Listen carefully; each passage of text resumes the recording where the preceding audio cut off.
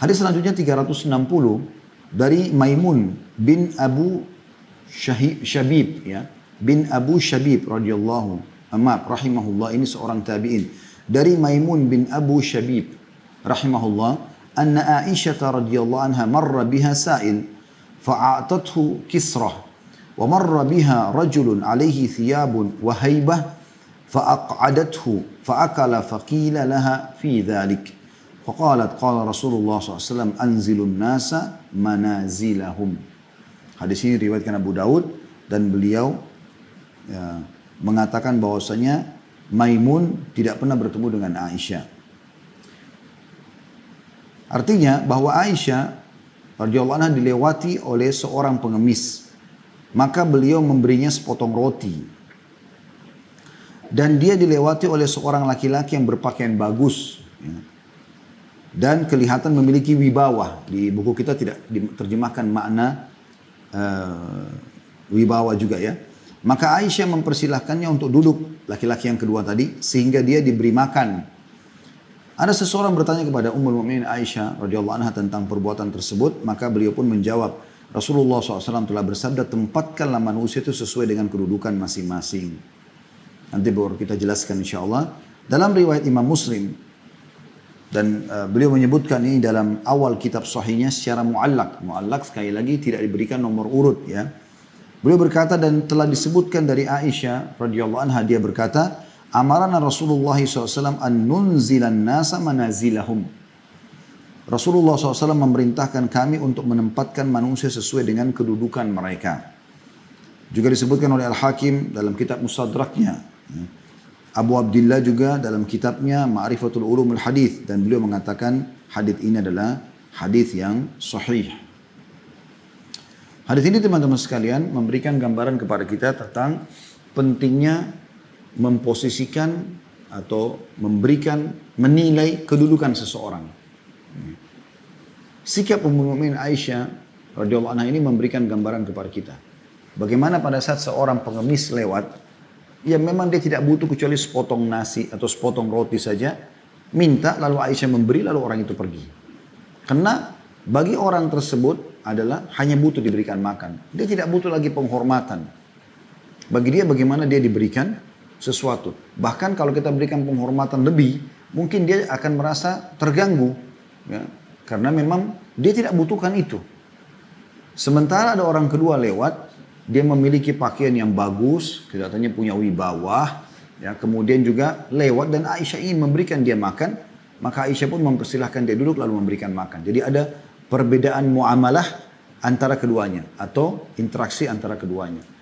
Maka seseorang bertanya kepada Ummul Mukminin Aisyah, wahai Ummul Mukminin, apa ini? Bagaimana kami memahami ini? Kenapa Anda bedakan antara dua muslim dari sisi interaksinya? Maka kata Aisyah, begitulah Rasulullah sallallahu alaihi wasallam ya, memerintahkan kepada kami untuk memposisikan orang sesuai dengan kedudukannya. Baik, kita coba masuk ke mutiaranya teman-teman sekalian. Yang pertama adalah keutamaan bersedekah. Ya. Bagaimana seseorang dianjurkan agar bersedekah, dan sedekah itu boleh diberikan kepada orang miskin dan orang kaya. Ya. Jadi sedekah lebih global daripada zakat. Kalau zakat penerimanya khusus 8 golongan saja ya, yang disebutkan dalam surah At-Taubah ayat 60 ya. Mereka memang penerima khusus zakat itu. Tapi kalau sedekah boleh. Jadi misalnya Anda boleh bersedekah kepada ibu dan ayah Anda yang kaya raya dengan cara Anda memberikan makanan misalnya. Anda kirimkan makanan, Anda berikan pakaian, Anda berikan kendaraan ya. Sedekah boleh. Anda sedekah kepada saudara dan saudari Anda yang mereka mampu. Anda kirimkan makanan, Anda kirimkan buka puasa, Anda berikan baju, Anda biayai umroh hajinya walaupun mereka mampu. Ini sedekah. Dan boleh juga sedekah kepada orang-orang miskin. Jadi jangan sampai selalu persepsinya sedekah hanya untuk orang miskin. Tidak tentunya. Kepada semua orang boleh. Beda kalau zakat. Kalau zakat tidak dibolehkan kepada orang kaya. Jadi hanya boleh kepada orang fakir, orang miskin, ya. Kemudian mu'allaf, kemudian orang terlilit utang, amil zakatnya, pembebasan budak, jihad di jalan Allah, gitu kan. Jadi orang ini semua adalah orang-orang yang golongan yang khusus saja yang boleh menerima zakat. Tidak ada orang kaya di situ. Ya. Oleh karena itu teman-teman sekalian kita harus memahami tentang masalah sedekah. Dan Ummul Mukminin Aisyah radhiyallahu anha dan umumnya para istri-istri Nabi ridwanullahi alaihinna, mereka terkenal sekali suka bersedekah, paling suka bersedekah.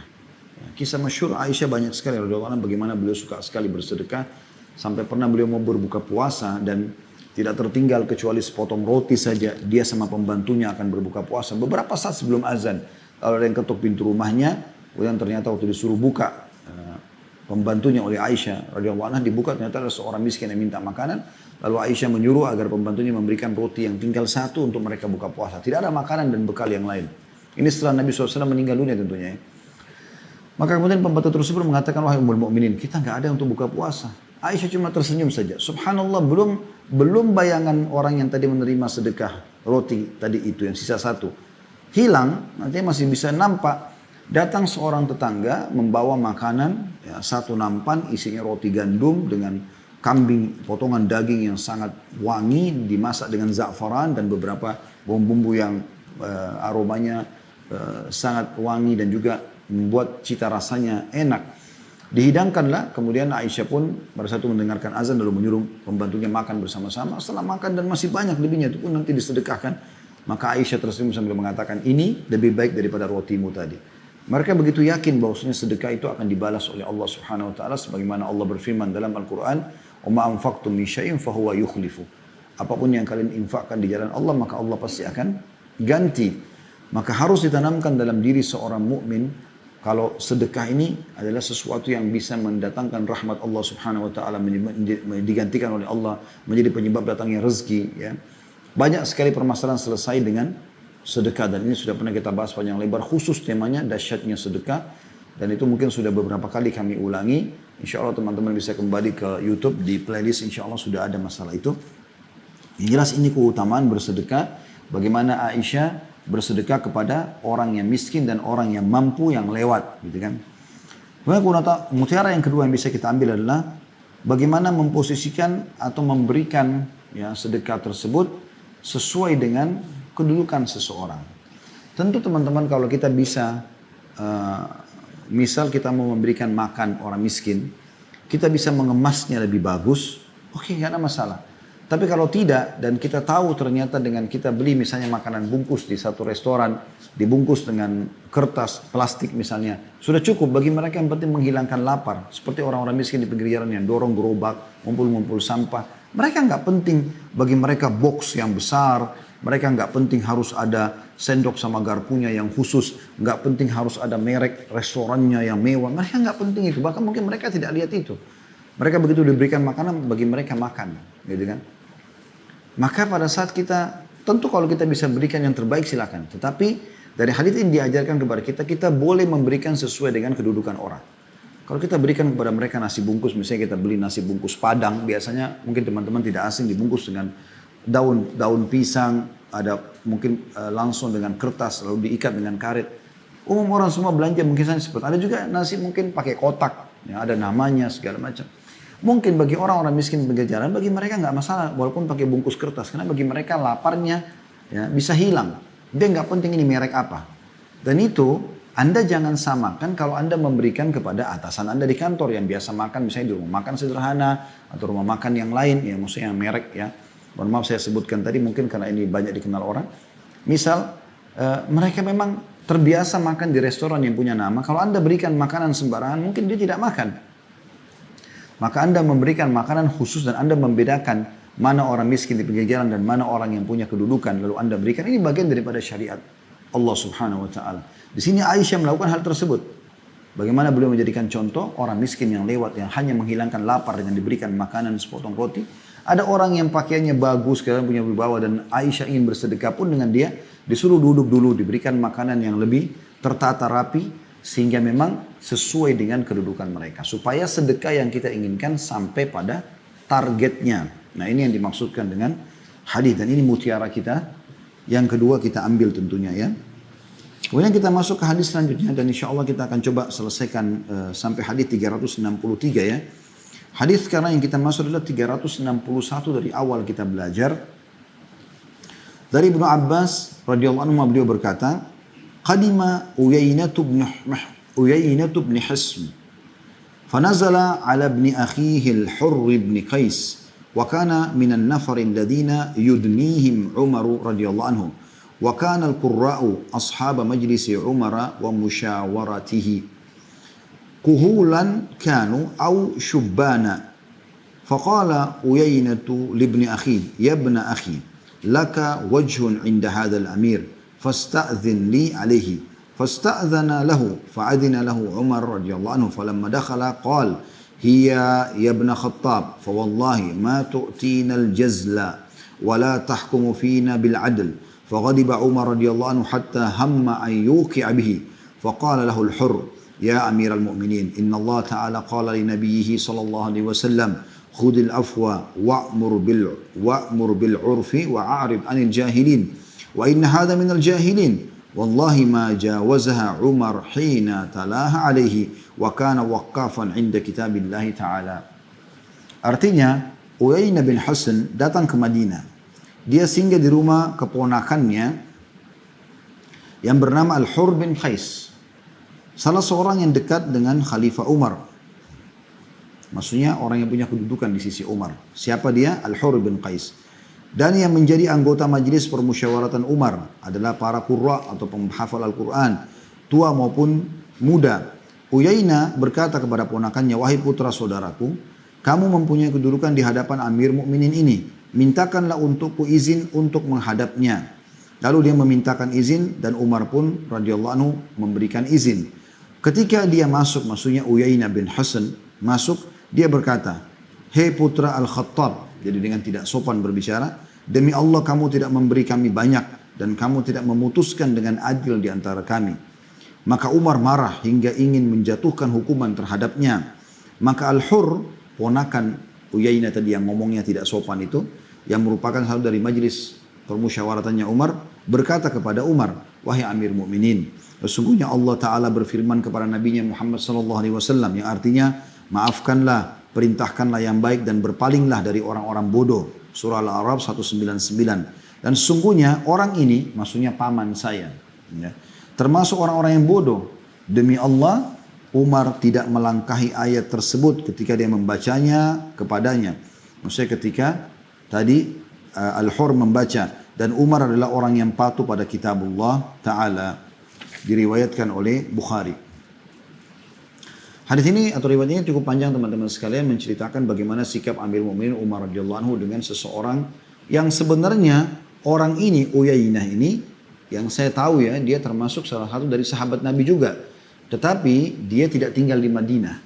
Dia sempat memusuhi Islam di awal-awal, bahkan dia termasuk orang yang masuk dalam golongan pasukan Ahzab ya. Namun akhirnya dia masuk Islam ya, di akhir-akhir pembebasan kota Mekah atau sebelum pembebasan kota Mekah kurang lebih. Dan cukup banyak kisah-kisah dia yang sudah kami jelaskan dalam Sirah Nabawi memang menunjukkan orang ini dikenal dengan orang yang tanda kutip ya, orang yang tinggal di padang pasir dan seringkali ceroboh dalam menyampaikan tutur kata, bukan hanya kepada Umar tapi juga kepada Rasulullah SAW. Dan dia termasuk orang yang pada saat ikut dalam perang Hunain, dan pada saat itu Nabi SAW memerintahkan seluruh sahabat untuk membebaskan para kaum wanita, anak-anak. Ya, kemudian Nabi SAW akan melakukan, mencontohkan sini dalam menuju sahabat. Para sahabat membebaskan kecuali orang ini juga. Ini termasuk orang yang tidak mau melepaskan. Kecuali Nabi SAW ajak dia negosiasi, diganti dengan beberapa ekor unta, baru kemudian dia mau melepaskannya. Jadi memang punya sedikit ya, tabiat yang terbawa ya, seperti itu kurang lebih. Namun dia secara umum adalah masuk dalam kategori sahabat Nabi ridwanullahi alaihim semuanya, yang memang kita dianjurkan untuk mengatakan radhiyallahu anhum. Kisahnya, Uyainah ini pernah datang di zaman khilafahnya Umar ke kota Madinah, dan dia temui ponakannya bernama Al-Hur ibn Qais. Kebetulan Al-Hur ini adalah salah satu penghafal Quran dan juga salah satu majlis permusyawaratan Umar. Dan Umar radhiyallahu anhu punya selalu tiap hari berkumpul dengan para penghafal Al-Quran, baik orang tua ataupun muda, lalu diajak diskusi tentang permasalahan-permasalahan umat gitu. Nah, Uyainah bin Hisn ini minta waktu kepada Al-Qais ponakannya, coba sampaikan kepada Amir Mukminin kalau dia mau ketemu. Lalu Al-Qais pun minta izin ya. Al-Hur bin Qais minta izin kepada Umar, dan Umar izinkan. Tiba-tiba Uyainah masuk dengan kata-kata kasarnya. Sambil mengatakan, hai Amir Mukminin, kau tidak memberikan kami banyak.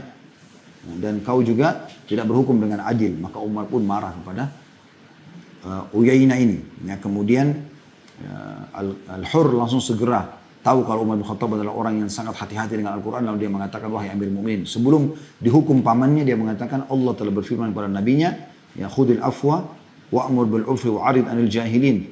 Dahulukanlah memaafkan. Ya. Kemudian juga perintahkanlah kebaikan. Gitu. Dan tinggalkanlah orang-orang yang bodoh. Dan jangan balas kebodohan mereka dengan kebodohan. Maka Umar pun akhirnya berhenti, tidak jadi menghukum Uyainah bin Hasan. Dan kemudian dia pun berhenti karena mendengarkan firman Allah SWT. Itu kurang lebih garis besarnya tentang masalah riwayat ini. Baik, pelajaran yang bisa kita ambil adalah yang pertama, keutamaan Umar radhiyallahu anhu, sahabat Nabi yang mulia, mungkin tidak akan cukup dengan sehari, 2 hari, sebulan, bahkan kita membahas tentang keutamaan manusia mulia ini.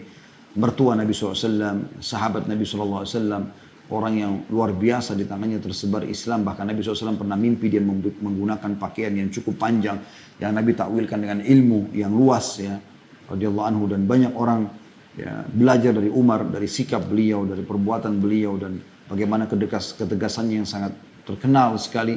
Haram-haram, halal-halal, tidak negosiasi, sampai syaitan pun malah takut bertemu dengan Umar. Ya, walaupun Umar tidak melihatnya. Dia punya kedudukan tersendiri. Dan salah satu sikap terbaik dia pada saat memimpin adalah beliau membuat khusus majlis permusyawaratannya seluruhnya para penghafal Al-Quran. Dan ini menandakan, masuk dalam bab bahasan kita, keutamaan para penghafal Al-Quran. Bagaimana mereka seharusnya didudukkan ya, di sisi para pemimpin untuk memberikan nasihat sesuai dengan apa yang Allah Subhanahu Wa Taala telah firmankan. Ya. Jadi keutamaan Umar radhiyallahu anhu dan cukup banyak diantaranya adalah beliau membentuk majlis ya, pemusyaratan dari para ahli Al-Quran. Yang kedua adalah bagaimana seseorang harus menghormati pemimpinnya, tidak boleh sembarangan ngomong. Dia harus memposisikan diri, menasehatin seorang teman yang memang tiap hari kita bersama-sama. Mungkin kita tinggal pegang pundaknya, kita tinggal tepuk, dia mengatakan sadar akhi misalnya. Atau mungkin akhwat mengatakan sadar ukhti. Mungkin sudah cukup. Karena teman, atau mungkin dia menegurnya dengan langsung to the point, menunjukkan kasih sayangnya pada temannya atau saudaranya atau pasangannya, mengatakan ini nggak boleh, ini haram. Tapi bahasa ini tidak bisa disampaikan pada orang yang punya kedudukan seorang pemimpin misalnya, nggak boleh. Bahkan tidak boleh menasihati mereka secara terang-terangan.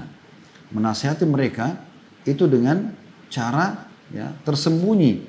Kata Nabi SAW, ya, siapa yang melihat kemungkaran dari pemimpinnya, maka dia seharusnya menarik tangannya ataupun berduaan lalu menyampaikan. Kalau dia terima, maka dia sudah sampai pada targetnya. Kalau tidak terima, maka dia sudah menyampaikan apa yang merupakan tanggung jawabnya. Sudah selebihnya terserahkan kepada Allah SWT. Tapi bukan kayak di masa-masa zaman kita sekarang, semuanya main dikoreksi, di medsos, di sana sini, segala macam. Sehingga akhirnya membuat yang terjadi penolakan. Penolakan dan penolakan. Dan yang uniknya kadang-kadang kita ini seperti tidak belajar dari sejarah. Seakan-akan kalau seorang pemimpin itu sudah buruk, tidak akan pernah baik selamanya. Pokoknya harus diperangi dan selesai. Subhanallah, mana doa kita, mana upaya kita mendakwahi, menasihati dengan baik. Kenapa selalu tidak cocok, gulirkan, tidak cocok, hilangkan, tidak cocok, matikan, dan segala macam. Ini unik sekali. Ya. Jadi kalau seperti ini, mungkin tidak akan pernah ada bisa pesantren terbina, karena setiap ada murid yang salah langsung dikeluarkan, nggak dididik, atau di sekolah, atau di sebuah instansi mungkin ada seorang pegawai yang salah langsung dikeluarkan, pecat, sehingga tidak pernah, mungkin ada potensi dia yang sangat besar. Berapa banyak terjadi di kalangan para sahabat dulu. Ada di antara sahabat, dulu pernah ada orang di Mekah, selalu mencaci maki Nabi SAW, mencaci maki Islam, gitu kan. Sampai Umar bin Khattab mengatakan, ya Rasulullah, izinkan saya rontokkan semua giginya. Kata Nabi SAW, hai Umar, jangan. Bisa saja satu waktu nanti dia akan membela Islam. Ternyata setelah Nabi SAW meninggal, terjadi banyak pemurtadan. Ya. Orang-orang Arab yang cuma masuk Islam, kena takut setiap kemudian mereka murtad. Orang ini ternyata menjadi orang yang justru mendakwahi dan membuat penduduk Mekah itu tetap dalam Islam. Kita tidak tahu, subhanallah, Allah bisa membalikkan keadaan orang. Dari seorang yang jahat menjadi pembela agama. Bukankah Umar bin Khattab dulu orang yang benci sama Islam, lalu Allah berikan hidayah. Dengan doa Nabi SAW. Ya Allah, muliakanlah Islam dengan salah satu dari dua Umar. Umar bin Khattab dan Amr bin Hisham atau Abu Jahal. Tapi Allah SWT berikan hidayah kepada Umar bin Khattab. Bukan mustahil. Coba teman-teman kita dahulukan ya maslahat daripada mudarat. Dalam arti kata, kenapa kita nggak dahulukan dulu mendakwahi dan segala macam. Nabi Musa alaihissalam terus mendakwahi Fir'aun. Nanti sudah sampai pada puncaknya memang nggak mau dengar. Kerusakannya sangat banyak. Baru Nabi Musa doakan supaya Allah binasakan. Tapi itu doa terakhir. Nabi Nuh alaihissalam berdakwah 950 tahun. Setelah 950 tahun berdakwah, kaumnya nggak mau berubah. Baru beliau mengatakan, ya Allah mereka sudah aku dakwahi di siang hari, di malam hari. Nggak mau dengar. Baru Nabi Nuh alaihissalam berdoa agar Allah binasakan saja sekalian generasi. Tapi bukan dari awal dakwah. Sebaliknya kita lihat kasus Nabi Yunus alaihissalam. Bagaimana Nabi Yunus dikirim ke wilayah Nainawah, ya, di wilayah Irak.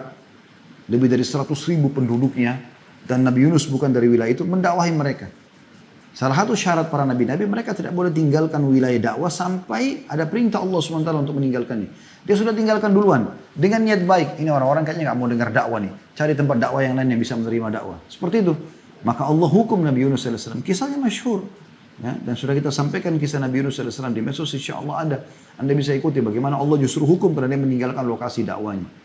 Sabar dan dahulukan dulu kebaikan. Doakan. Bisa berubah kok. Darah tidak bisa berubah. Doa itu bisa masuk ke dalam hati manusia. Bisa mengubah ya, sikapnya. Dan Allah punya cara. Walaupun kita tidak berbicara secara langsung. Doa bisa menembus benteng-benteng musuh yang kuat. Bisa mematahkan senjata-senjata mereka yang mutakhir. Dengan doa. Jadi kita dahulukan maslahat. Mendoakan kebaikan-kebaikan. Mendoakan agar diberikan hidayah. Mendoakan agar menyadari kesalahannya dan seterusnya. Kalau memang sudah sampai pada puncaknya nggak bisa. Ya udah baru kita doakan Allah SWT binasakan. Ya, karena orang-orang yang buruk, kerusakannya sudah menyebar sana sini, boleh kita doakan kehancuran buat mereka dan itu adalah sebagaimana sabda Nabi SAW, kalau seseorang yang buruk meninggal dunia, maka tentu seluruh hamba-hamba bahkan hewan-hewan dan tumbuh-tumbuhan selamat dari keburukannya. Tapi itu adalah finalnya. Ya. Ini mutiara yang penting teman-teman sekalian. Ya, bagaimana di sini Umar bin Khattab radhiyallahu anhu tidak memilih untuk langsung menghukumnya, padahal awalnya iya. Tapi begitu sudah diingatkan oleh Al-Hur tentang firman Allah Subhanahu wa taala, dahulukanlah memaafkan, suruhlah kebaikan dan jauhilah orang-orang bodoh, maksudnya tidak usah dilayani. Dan ini termasuk orang bodoh. Langsung Al-Hur sebutkan tentang pamannya. Karena memang Al-Hur di sini bukan menghina pamannya. Memang dia tahu Uyainah bin Hasan ini bukan orang yang pintar secara agama. Orang yang jauh dari pemahaman agama dan orangnya kasar gitu ya. Maka dia pun mengatakan ini orang adalah orang bodoh, Amir Mu'minin. Jadi Allah suruh kamu menjauhi dia. Jangan balas kebodohannya dengan kebodohan. Maka Umar bin Khattab pun mendengar nasihat tersebut. Tapi pelajarannya adalah bagaimana kita berbicara dengan pemimpin yang benar, dengan cara yang benar. Mendudukkan orang pada kedudukannya masing-masing. Sehingga insya Allah dengan cara yang baik itu, Allah bukakan pintu-pintu kebaikan. Berapa banyak teman-teman orang yang kasar terhadap dakwah, orang yang benci terhadap Islam. Anda tahu, mayoritas sahabat yang punya peran, seperti kasus Umar bin Khattab, seperti kasus Khalid bin Walid, Amr bin As, ya. Ini orang-orang semua yang benci sekali dengan Islam dulu. Benci sekali dengan Islam. Tapi bagaimana mereka bisa berubah bahkan menjadi pejuang-pejuang Islam. Mereka orang-orang yang justru luar biasa dalam membela agama Allah SWT setelah itu. Ya. Kemudian yang ketiga, yang terakhir adalah mutiaranya, bagaimana seorang mukmin harus mendahulukan firman Allah SWT terhadap hawa nafsunya. Jadi kalau Allah menyampaikan kepada kita firman Allah, mungkin melalui lisan seseorang, ada yang mengatakan misalnya, ya bahasanya itu bertakwalah kepada Allah, Allah berfirman begini. Jangan sombong akhi dan ukhti. Terima masukan itu. Itu kebaikan. Bagaimana Umar bin Khattab seorang raja pada saat itu dan dia tahu Uyainah bin Hasan adalah orang yang bodoh, dia bisa menghukumnya langsung, mencambuknya, menghukumnya karena dia pemerintah. Tapi begitu diingatkan firman Allah SWT, beliau berhenti. Dan di sini disebutkan penutupan hadis, ya. Wallahi ma jawazaha Umaru hina talaha alaihi wa kana waqqafan inda kitabillahi ta'ala. Demi Allah, Umar tidak menyentuh Uyainah bin Hasan ya, setelah dibacakan Al-Quran tadi, dan dia selalu mendahulukan kitab Allah. Waqafan itu artinya betul-betul patuh terhadap perintah Allah Subhanahu wa taala dan mendahulukan Al-Quran. Kita akan tutup dengan dua buah hadis teman-teman sekalian yang terakhir dalam bab ini. Itu hadis nomor 362 dari Abu Sa'id Samurah bin Jundub radhiyallahu anhu, beliau berkata, "Laqad kuntu ala ahdi Rasulillah sallallahu alaihi wasallam gulaman, fa kuntu ahfadhu anhu Fama yamna'uni minal qawli illa annaha huna rijalan hum asannu minni. Diriwayatkan oleh Bukhari Muslim. Artinya pada masa Rasulullah SAW, saya masih kanak-kanak dan saya sudah banyak hafal dari beliau. Namun tidak ada yang menghalangiku untuk meriwayatkan hadis kecuali karena di sini banyak perawi yang lebih tua dariku. Hadis ini diriwayatkan Bukhari Muslim. Ya. Jadi teman-teman, kita bisa bedakan mana ahli ilmu, mana ahli iman dengan orang-orang yang mengikuti hawa nafsu. Orang kalau ahli ilmu, maka dia tidak buru-buru dalam mendahului majelis, mendominasi majelis, nggak ada begitu. Mereka tidak mendahului. Hasan Basri rahimahullah pernah duduk dalam sebuah majelis dan itu ulama-ulama Irak, kota Basra bertemu semua. Mereka sering bertemu untuk mendiskusikan sebuah perkara dan mereka itu membahas tentang masalah tawadhu. Diskusi dan mereka semua memberikan pendapat-pendapatnya. Hasan Basri diam, padahal beliau ini adalah diberikan julukan imamnya para ulama. Jadi kalau ulama pun mau merujuk ke dia gitu. Beliau diam. Setelah mereka semua diskusi panjang lebar, mereka lihat Hasan Basri diam. Lalu mereka mengatakan, bagaimana pendapatmu hai imam? Maka Hasan Basri mengatakan, kalian sudah banyak memberikan definisi. Tapi kalau kalian mau dengarkan dari saya, tawadhu adalah jangan kau lihat seorang muslim di hadapanmu kecuali kau pastikan dia lebih baik daripada kamu. Maknanya adalah kalau dia lebih tua, anggap dia lebih banyak amal solehnya. Kalau dia lebih muda, anggap dosanya lebih sedikit. Ya, sehingga kita bisa merendah, tidak selalu merasa lebih dari orang lain. Nah, di sini contoh bagaimana Samura radhiyallahu anhu mirip dengan Abdullah bin Umar, Abdullah bin Abbas, Abdullah bin Mas'ud, Abdullah bin Amr bin As, ya Anas bin Malik, Jabir bin Abdullah, ini semua anak-anak muda. Kalau di zaman kita sekarang kita masih anak-anak. Dalam satu majelis ada orang yang sudah 30, 40, 50 tahun, umurnya 60 tahun. Dan ada juga anak yang masih 15 tahun, 16 tahun. Nah mereka ini masih kayak anak-anak dianggap gitu kan. Padahal mereka lebih banyak menghafal hadis dari orang-orang yang tua. Akhirnya membuat karena mereka tahu adabnya, mereka tidak mau meriwayatkan hadis atau tiba-tiba mendominasi sebuah majelis. Karena di situ ada orang-orang yang lebih tua yang juga mungkin menghafal hadis tersebut. Maka mereka tidak mau terlihat. Maka ini salah satu ciri ya. Orang yang berilmu, orang yang tidak buru-buru, langsung menonjolkan dirinya dia yang lebih, dia yang segala macam. Bahkan sering kali kalau ada nasihat, terima saja. Tak ada masalah. Walaupun kita sudah tahu gitu. Ya. Orang memberikan masukan, terima saja. Saya kalau mendengarkan orang bicara apapun, saya dengarkan saja. Tidak ada ruginya, walaupun saya sudah tahu, ya sudah. Jazakallah khair, kita ambil dan seterusnya. Ya. Menyampaikan apa saja gitu. Jadi nggak perlu kita pakai menolak segala macam. Saya berapa kali dulu duduk dengan ayah saya rahimahullah. Dan beliau pada saat duduk berdiskusi dengan saya masalah agama. Dan saya sudah, subhanallah beliau sampaikan, saya sudah tahu. Tapi saya diam saja. Bentuk penghormatan terhadap ayah. Sebagai seorang ayah, saya mengatakan jazakallah khair. Saya menganggap itu adalah sebuah bentuk bakti seorang anak kepada ayah. Dan kemudian juga bagaimana mengingat kembali ilmu. Tidak ada sesuatu yang aib di situ. Nggak perlu kita frontal menganggap, sudahlah saya sudah tahu dan seterusnya. Enggak. Ya, itu penting dan ini yang kita ambil mutiara dari hadis nomor 362 yaitu bagaimana menghormati orang-orang lebih tua dalam majlis ya, dan tidak menunjukkan arogansi ataupun mendominasi kecuali memang kita diminta untuk menyampaikan dan kita punya ilmunya. Yang terakhir teman-teman sekalian adalah hadis 363 dari Anas radhiyallahu anhu, beliau berkata Rasulullah SAW bersabda, ma akrama syabun syaikhan li sinnihi illa qayyadallahu lahu man yukrimuhu inda sinnih. Hadis ini riwayat Tirmidzi. Artinya tidaklah seorang anak muda memuliakan orang tua karena usianya yang lebih dewasa, melainkan Allah akan menetapkan untuknya orang yang akan memuliakannya di usia lanjut kelak. Nah, ini closing daripada bab kita dan mutiara yang bisa kita ambil adalah bagaimana kalau orang melakukan satu perbuatan baik, maka Allah pun akan membalas nanti orang yang melakukan perbuatan baik yang serupa pada dia. Ya. Dia bakti sama orang tuanya, Allah akan kasih juga dia anak-anak yang berbakti pada dia. Sebagaimana dalam hadis sahih disebutkan masalah itu. Kita sering jenguk orang sakit, kita juga pada saat sakit nanti jenguk. Kita sering membantu orang, kita pun akan dibantu. Dan seterusnya akan terjadi sunnatullah seperti itu. Allahu a'lam. Dan insya Allah itu mutiara yang bisa kita ambil adalah bagaimana seseorang akan mendapatkan sesuai dengan perbuatannya. Kalau dia melakukan perbuatan baik, Allah pun akan membalas dengan perbuatan baik yang serupa dengan izinnya tentunya. Dan insya Allah kita akan masuk di pertemuan akan datang, bab nomor 45, bab mengunjungi orang-orang baik, duduk bersama mereka, menemani, mencintai dan mengundang mereka, meminta dari mereka untuk didoakan dan mengunjungi tempat-tempat yang memiliki keutamaan. Artinya bagaimana yang kita jadikan komunitas kita adalah orang-orang baik yang insya Allah yang ada juga dari lisan mereka, dari sikap mereka semuanya kebaikan yang mengingatkan kita kepada Allah Subhanahu wa Ta'ala.